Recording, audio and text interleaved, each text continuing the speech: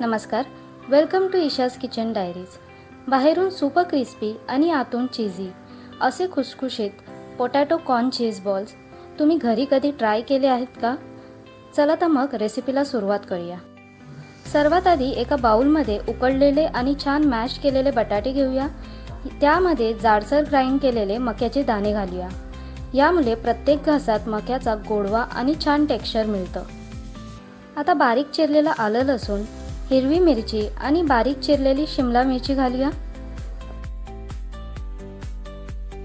आता मसाल्यांची वेळ. 2 चमचे चिली फ्लेक्स, 1 चमचा काली मिरी पावडर, 1 चमचा धने पूड आणि चवीनुसार मीठ घालूया.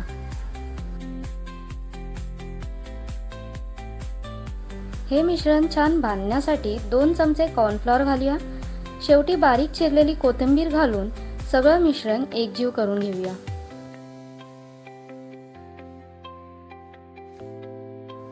आता बाहेरचा खुसखुशीत लेयर तयार करूया.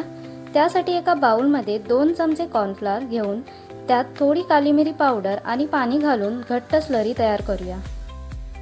आता एक चीज क्यूब घेऊन त्याचे 4 तुकडे करून घेऊया.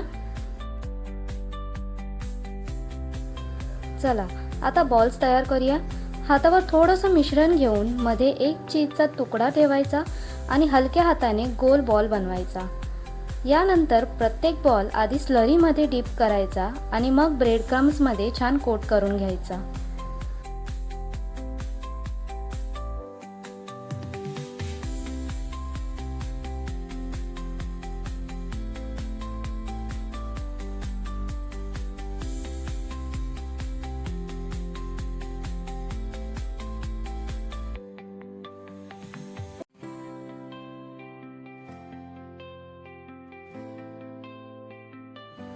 अशाच पद्धतीने सगळे बॉल्स तयार करून 10 मिनिटांसाठी फ्रीजमध्ये ठेवूया.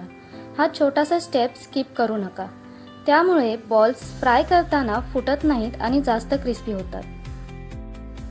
आता मध्यम गरम तेलात हे बॉल्स सोडूया आणि सुंदर सोनेरी खुसखुशीत रंग येईपर्यंत डीप फ्राय करून घेऊया.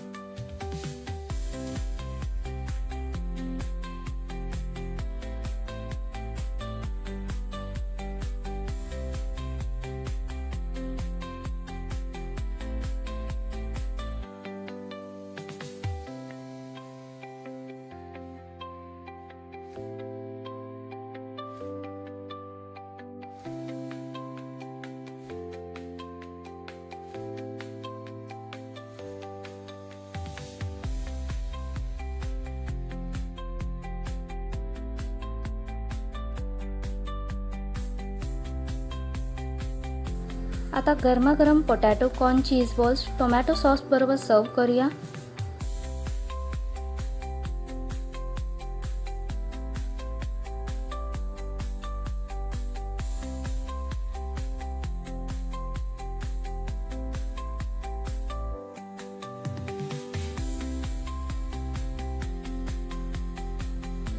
बॉल्स छान सुपर क्रिस्पी झाले आहेत आणि हा बॉल तोडून बघा.